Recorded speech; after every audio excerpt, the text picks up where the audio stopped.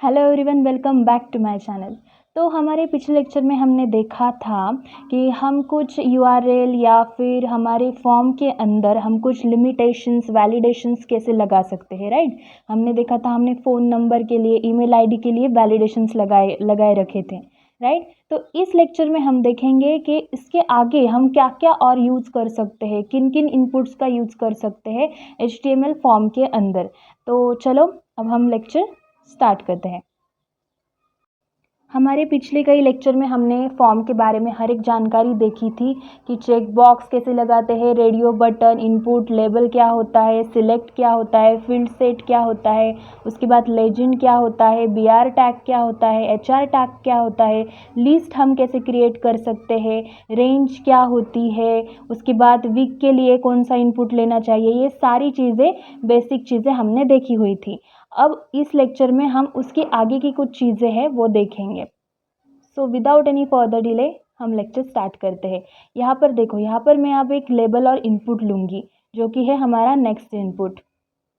तो अब देखो, हम यहाँ पर एक लेबल ले रहे हैं, ठीक है। और लेबल किस चीज़ के लिए ले रहे हैं? हम लेबल ले रहे हैं हम पिन के लिए। जो पिन कोड होता है, पिन आईडी होता है, पासवर्ड होता है, पासवर्ड नहीं कह सकते पर कुछ ना कुछ पिन, कुछ ना कुछ न्यूमेरिकल फॉर्मेट में जो एक्स्ट्रा आइडेंटिफिकेशन कोड होता है, पिन होता है, उसके लिए हम यहाँ पर लेबल और इनपुट ले रहे हैं। तो अब हम यहाँ पे आईडी और नेम सेट कर देंगे इसके लिए,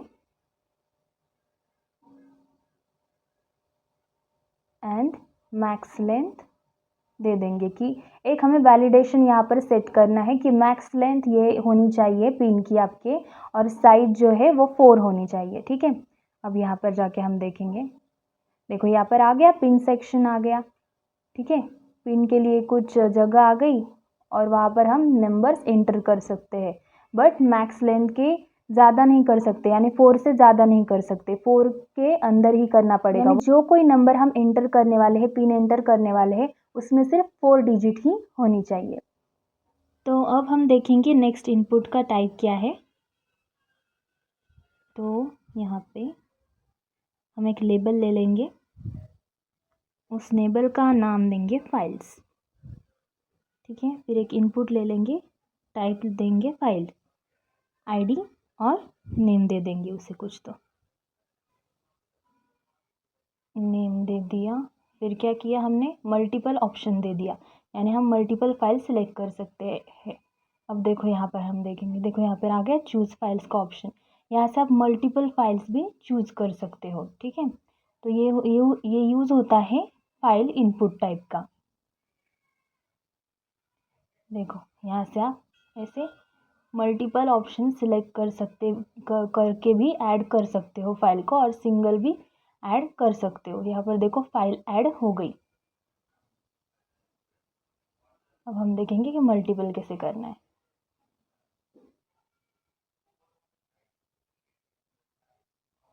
देखो ये 2 फाइल्स ऐड हो गई यहाँ पे, देखा। तो ये यूज़ है मल्टीपल कीवर्ड का। तो अब हम फिर से हमारे VS कोड के अंदर जाएंगे और नेक्स्ट इनपुट का टाइप देखेंगे। तो अब हम यहाँ पर लेबल ले रहे हैं, वो लेबल हम किस चीज़ के लिए ले रहे हैं? कंट्री के लिए, ठीक है। कंट्री कोड हमें यहाँ पे देना है। तो कंट्री कोड को क्या आएंगे, कुछ वैलिडेशन लिमिटेशंस आएंगे, राइट। तो यहाँ पर मैं लेबल का नाम दे देती हूँ कंट्री कोड, ठीक है। ये हो गया। अब हम उसके लिए क्या लेंगे, एक इनपुट लेंगे।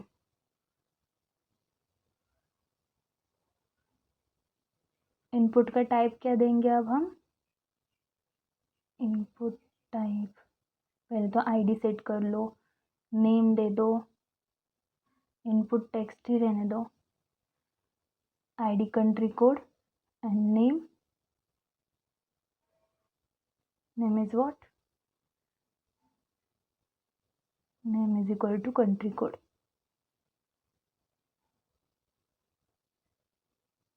फिर हम क्या करेंगे, प्लेस होल्डर देंगे। प्लेस होल्डर किस चीज़ के लिए? क्योंकि हमें कुछ वैलिडेशन उसे, लिमिटेशन उसे, कुछ रूल्स देने हैं, राइट। कंट्री कोड को रूल्स होते हैं ना कुछ, इसलिए हम यहाँ पर प्लेस होल्डर का इस्तेमाल कर रहे हैं। इसी फॉर्मेट में हमें कंट्री कोड चाहिए, ठीक है। और पैटर्न क्या चाहिए, देखो ये चीज़ आपके लिए नई नहीं है। पहले मैंने टेलीफोन जो टाइप लिया था, हमने टेल जो टाइप लिया था, उसमें भी हमने पैटर्न यूज़ कर रखा है। तो यहाँ पर हम फिर से एक बार पैटर्न यूज़ कर रहे हैं। A Z small a and dash Z, ठीक है। और फिर उसके आगे उसके लिए जो पैटर्न है वो देंगे, ठीक है। अब देखेंगे, हम आउटपुट चेक करेंगे हमारा। देखो आ गया है, यहाँ पे कंट्री कोड शो कर रहा है यहाँ पे। अगर हम यहाँ पर कुछ भी डालेंगे तो ये क्या करेगा, आपको नोटिफिकेशन देगा कि आप गलत फॉर्मेट से गलत पैटर्न में डाल रहे हो, इसलिए आपको सही पैटर्न में यहाँ पर डालना पड़ेगा। तो मैं आपको अब समझाऊंगी कि रिक्वायर्ड कीवर्ड का इस्तेमाल कहाँ किया जाता है, ये क्यों यूज़ होता है, ये किस लिए यूज़ किया जाता है। ओके, उसके लिए हम सिंपली यहाँ पर मैं आपको एक्सप्लेन करने के लिए एक लेबल ले रही हूँ यूज़र नेम का, और उसी के लिए ही क्या लेंगे हम, यूज़र नेम के लिए एक इनपुट लेंगे, टेक्स्ट वाला इनपुट, ठीक है। तो मैंने यहाँ पर एक इनपुट टाइप टेक्स्ट ले लिया है, इसको मैं कुछ आईडी दे देती हूँ। मैंने यहाँ पर उसे यूज़र नेम का आईडी दे दिया है, और नेम देना है यूज़र नेम, ठीक है। अब मैं यहाँ पे देखो क्या करूँगी, ये जो यूज़र नेम है मुझे रिक्वायर्ड चाहिए, मतलब चाहिए ही, ये आप एम्प्टी नहीं छोड़ सकते फॉर्म फिल करते वक्त, तो इसलिए मैं यहाँ पर रिक्वायर्ड कीवर्ड का यूज़ कर रही हूँ, ठीक है। अब हम इसे सेव करेंगे और ब्राउज़र पे जाके देखेंगे। देखो यहाँ पे लास्ट में आपको यूज़र नेम का ब्लॉक दिखाई देगा, यूज़र नेम का ब्लॉक, ठीक है। यहाँ पर अगर आप कुछ भी नहीं डालोगे, एम्प्टी छोड़ दोगे इस चीज़ को, इस ब्लॉक को, तो आपका फॉर्म फिल नहीं होगा। Please fill out the field, देखिए। तो ये यूज़ होता है रिक्वायर्ड कीवर्ड का HTML के अंदर, ओके। तो अब हम फिर से जाएंगे VS कोड के अंदर और एक न्यू लेबल ले लेंगे, ठीक है। अब मैं यहाँ पर लेबल ले रही हूँ पॉइंट्स के लिए, ठीक है। तो यहाँ पर मैं नेम दे देती हूँ लेबल का पॉइंट्स, और फिर इस लेबल के लिए हम क्या लेंगे, एक इनपुट लेंगे, इनपुट टाइप टेक्स्ट, ये हटा के यहाँ पर नंबर देना है आपको, ठीक है। फिर कुछ नेम दे दो इसे, पॉइंट्स, और आईडी पॉइंट्स, ठीक है।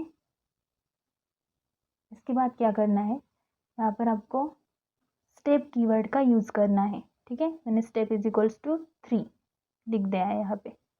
अब हम इसे सेव करेंगे और फिर ब्राउज़र पे जाके इसे रन करेंगे। देखो आ गया, यहाँ पर पॉइंट्स आ गया, ठीक है। तो यहाँ पर देखो, यहाँ पर मैं इंक्रीमेंट और डिक्रीमेंट कर रही हूँ, पर ये सिर्फ 3 से ही इंक्रीमेंट और डिक्रीमेंट हो रहा है, बिकॉज क्योंकि रीज़न क्या है, मैंने स्टेप इज इक्वल्स टू 3 दिया है, राइट। इसलिए देखो ये सारा का सारा 3 के टेबल में ही इंक्रीमेंट और डिक्रीमेंट होगा, ये यूज़ होता है स्टेप कीवर्ड का। तो अब हम देखो ये होगा, ये हो गया स्टेप कीवर्ड। अगर हम ये नहीं डालेंगे तो जनरली नंबर आएंगे, बट अगर डालेंगे तो 3 के स्टेप में नंबर आएंगे। अब मैं आपको और एक कीवर्ड का यूज सिखाऊंगी, ठीक है। यहाँ पर हमने यूज़र नेम के आगे डाला था रिक्वायर्ड, ठीक है, ये हमने हटा दिया है। अब मैं यहाँ पर दूसरा कीवर्ड यूज़ करूँगी जो कि है ऑटो फोकस, ठीक है। अब देखो क्या होता है, ये सेव कर देते हैं हम और फिर ब्राउज़र पे जाके इसे देखेंगे कि आउटपुट क्या आता है। देखो जब मैं पेज रिलोड करूँगी तो अपने आप फोकस जो है वो यूज़र नेम के ब्लॉक पर चला जाएगा।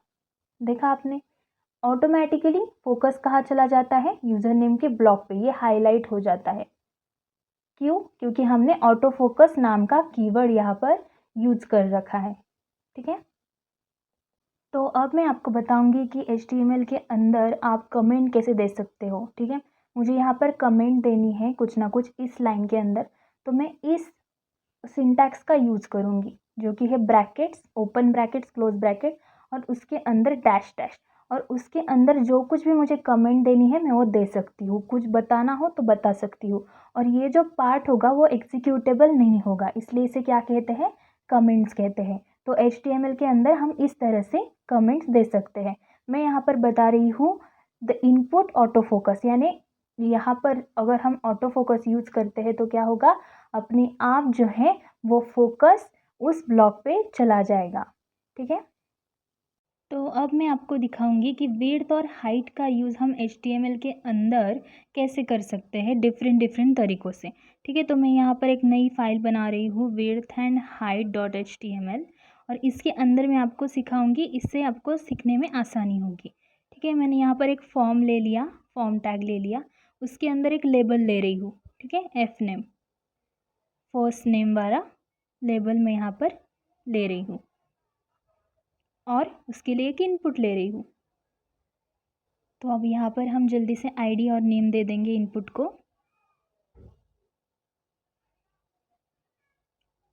और नेम।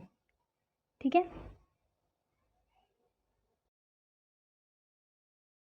यहाँ पर एक BR टैग ले लेते हैं, लाइन ब्रेकर, 2 लाइन ब्रेकर ले लिए। ठीक है, अब लेवल 2, लेवल 2 के अंदर क्या आएगा, एल नेम यानी क्या, लास्ट नेम, लास्ट नेम।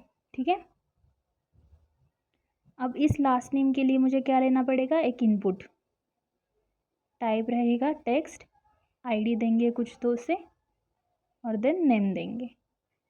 ठीक है, ये हो गया जनरल फॉर्मेट ऑफ फॉर्म। ठीक है, अब हम क्या करेंगे, देखो यहाँ पर एक 2 BR टैग में लगा रही हूँ, और अब हम यहाँ पे एक सबमिट बटन लेंगे। ठीक है, सबमिट बटन, या फिर आप एक इमेज लेंगे और इमेज को टैप करके, इमेज को क्लिक करने के बाद हम किसी और साइट पे रिडायरेक्ट होंगे, या फिर हमारा फॉर्म जो है वो सबमिट होगा।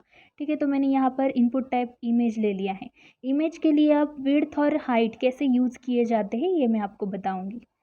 यहाँ पर मैंने विड्थ और हाइट दे दी इमेज को। ठीक है, अब ये सारी चीज़ें हम सेव करेंगे, कॉपी करेंगे इसकी पाथ को, और ब्राउज़र पे जाके देखेंगे। देखो ये रन हो रहा है, यहाँ पे सबमिट भी आ गया यहाँ पे। ठीक है, और सबमिट की यहाँ क्या शो हो रही है, एक छोटी सी इमेज। हमने यहाँ पर किसी इमेज का रेफरेंस दिया नहीं है, इसलिए इमेज शो नहीं हो रही। ठीक है, तो अब हाइट और विड्थ कैसे काम करती है ये तो आपको पता चल गया। अब हम हमारे index.html में आएंगे और एक न्यू इनपुट देखेंगे। ठीक है, तो देखो अब हम यहाँ पे क्या करेंगे, 1 सेकेंड,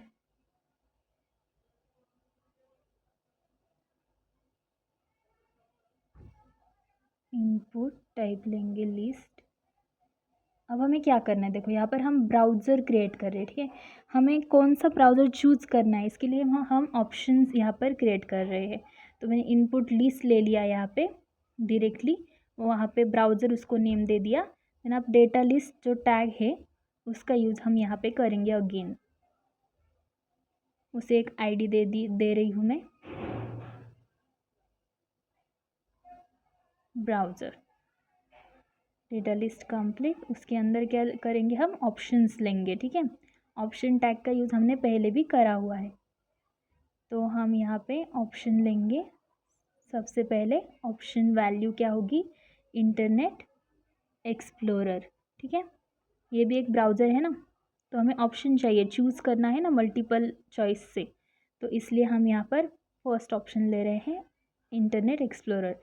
उसके बाद आएगा ऑप्शन 2, तो ऑप्शन 2 को हम वैल्यू देंगे यहाँ पे, वैल्यू इज इक्वल्स टू कुछ भी दे सकते हो आप, मैं यहाँ पर फायरफॉक्स डाल रही हूँ क्योंकि ये भी एक ब्राउज़र का टाइप है। फिर आएगा option 3, option 3 value is equals to Chrome, Google Chrome है ना वो। उसके बाद क्या करेंगे हम, यहाँ पर लेंगे ऑप्शन 4 और वैल्यू इज इक्वल टू क्या करेंगे, ओपेरा। ठीक है, यहाँ तक समझ में आ गया आपकी। चलो एक काम करते हैं, हम यहाँ पे और एक ऑप्शन ले लेते हैं। ठीक है, ऑप्शन वैल्यू दे देते हैं इसे, हम देंगे इसे सफारी। ठीक है, तो अब ये कंप्लीट हो गया। अब हम क्या करेंगे, जाके इसका आउटपुट देखेंगे ब्राउज़र पे। तो उसके लिए हमें क्या करना पड़ेगा, जब जो हम हमेशा करते हैं, हमें इसका आउटपुट देखने के लिए हमें करना पड़ेगा index.html का पाथ कॉपी करना पड़ेगा और फिर जो कोई हमारा ब्राउज़र है उसमें वो पाथ पेस्ट करना पड़ेगा। देखो ये हो गया index.html ओपन, तो यहाँ पे देखो आ गया, डेटा लिस्ट आ गई, राइट। यहाँ पर देखो अच्छे से आ गया, सफारी आ गया, ओपेरा आ गया, क्रोम आ गया, सब कुछ हम यहाँ से सिलेक्ट कर सकते हैं और फॉर्म को सबमिट कर सकते हैं। ठीक है, अगर आपको कोई डेटा लिस्ट क्रिएट करनी है तो आप इस तरह से ऑप्शन की मदद से कर सकते हो। अब मैं आपको इन शॉर्ट में बता देती हूँ कि ऑटो कंप्लीट मोड कैसे काम करता है। अगर आप ऑटो कंप्लीट मोड किसी चीज़ के लिए ऑन रखते हो, किसी लेबल के लिए, टैग के लिए, तो वो जो लेबल होगा, वो जो टैग होगा, वो ऑटो कंप्लीट हो जाएगा। यानी आपको कुछ डालने की ज़रूरत नहीं है। वहाँ पे अगर आप एक नंबर इंटर करोगे तो उससे रिलेटेड नंबर्स आपके पास आ जाएंगे। देखो इस तरह से ये ऑटो कंप्लीट मोड का या ऑटो कंप्लीट कीवर्ड का यूज़ होता है HTML के अंदर। अगर मैं यहाँ पर कुछ नंबर टाइप करूँगी तो वो मुझे सजेस्ट कर देगा अगली बार। अब हम क्या करेंगे, width and height dot HTML के अंदर हम आए हुए हैं। अब यहाँ पर देखो मैं आपको एक बात बताती हूँ, यहाँ पर हम डाल देंगे form action. Okay, form action, और यहाँ से पाथ कॉपी कर देंगे। यहाँ पर हम ये जो पाथ है index.html का, ये हमने यहाँ पर पेस्ट कर दिया है फॉर्म एक्शन के अंदर। ठीक है, अब हम ब्राउज़र पे जाके देखेंगे। जैसे ही हम इस बटन पे, इस इमेज पे क्लिक करेंगे, ओके, सबमिट इमेज पे क्लिक करेंगे, तो क्या होगा, रिडायरेक्ट हो जाएगा पेज index.html के अंदर। मतलब क्या होगा, उसका जो पाथ है वो यहाँ पे ओपन हो जाएगा। ठीक है, तो आपको ये बात समझ में आ गई कि फॉर्म एक्शन कैसे वर्क करता है। ठीक है, अब हम देखेंगे कि कैनवास, कैनवास में आप क्या क्या कर सकते हो, कैसे यूज कर सकते हो कैनवास को। यहाँ पर मैं हाइट दे रही हूँ कैनवास को। ठीक है, इस विड्थ और हाइट का कैनवास मुझे अपने पेज के अंदर, वेब पेज के अंदर चाहिए, फॉर्म के अंदर चाहिए। देखो यहाँ पर एम्प्टी स्पेस आ गई, ये जो एम्प्टी स्पेस है, ये एम्प्टी स्पेस है आपका कैनवास। तो अब मैं यहाँ पर क्या कर रही हूँ, यहाँ पर मैं स्टाइल दे रही हूँ इस चीज़ को। मतलब आप जब ऐसे स्टाइल देते हो तो इसे कहते हैं इनलाइन स्टाइल। ओके, तो मैं इस कैनवास को इनलाइन स्टाइल प्रोवाइड कर रही हूँ। यहाँ पर मैंने बॉर्डर का जो रेंज होना चाहिए, मतलब बॉर्डर की जो साइज़ होनी चाहिए, वो 1 पिक्सल सेट कर दी है।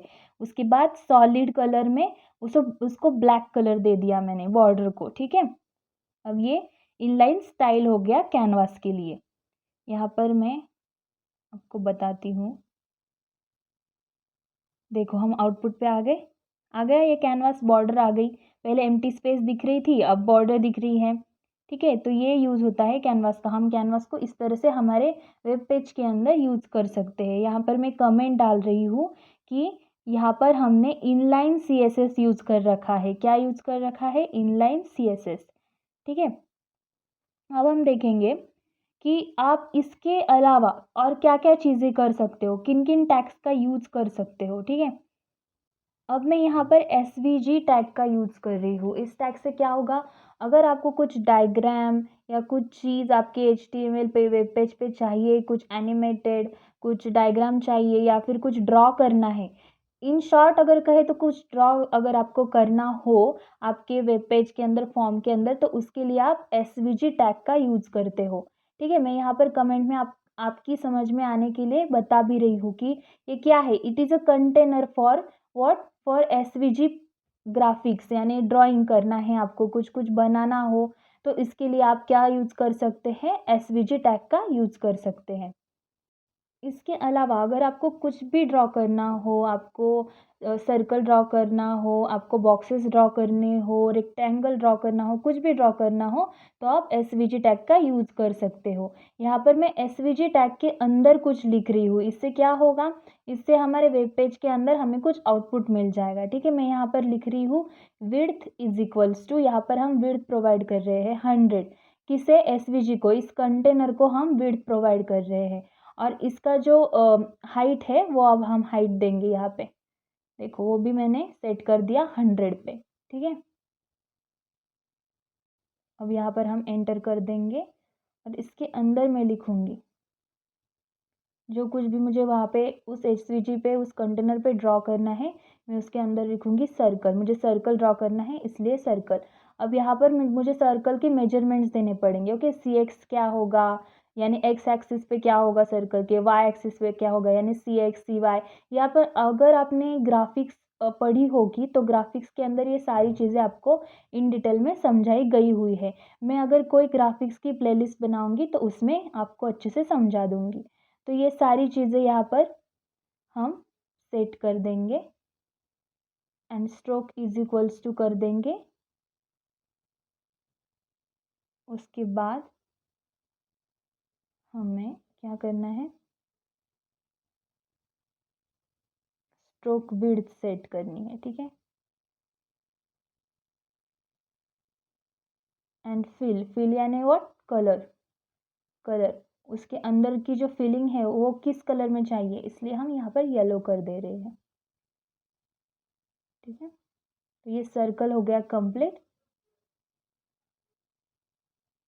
अब हम क्या करेंगे, इसे सेव करेंगे, इस चीज़ को सेव करेंगे अच्छे से।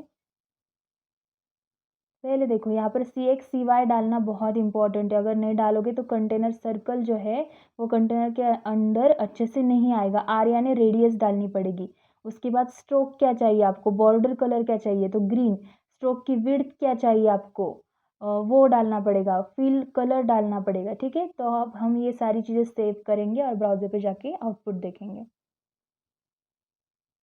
देखो आ गया, यहाँ पर एक सर्कल ड्रॉ किया हुआ आ गया एक कंटेनर के अंदर, एक एसवीजी के अंदर, जिसका जो बॉर्डर है वो है ग्रीन और फिल जो है वो था येलो। ठीक है, तो ये यूज़ होता है एसवीजी कंटेनर का। आप इन सारी चीज़ों को अलग अलग तरीके से आपकी पसंदीदा एचटीएमएल पेज के अंदर यूज़ कर सकते हैं, प्रोजेक्ट के अंदर यूज़ कर सकते हैं। और मैं सजेस्ट करूँगी कि आप हर एक टैग का अच्छे से इस्तेमाल करें, रिपीटेडली इस्तेमाल कीजिए।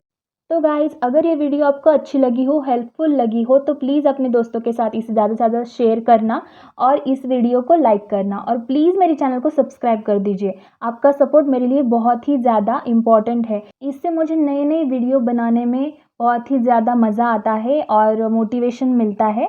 तो अगर आपको इस वीडियो का या फिर इस प्लेलिस्ट का नोट्स चाहिए हो तो प्लीज़ कमेंट में बता दीजिएगा और मैं सजेस्ट करूँगी कि इसकी बार बार आप प्रैक्टिस कीजिए। तो आज के लिए बस इतना ही, मिलते हैं नेक्स्ट वीडियो में। Thanks for watching guys, bye bye for now.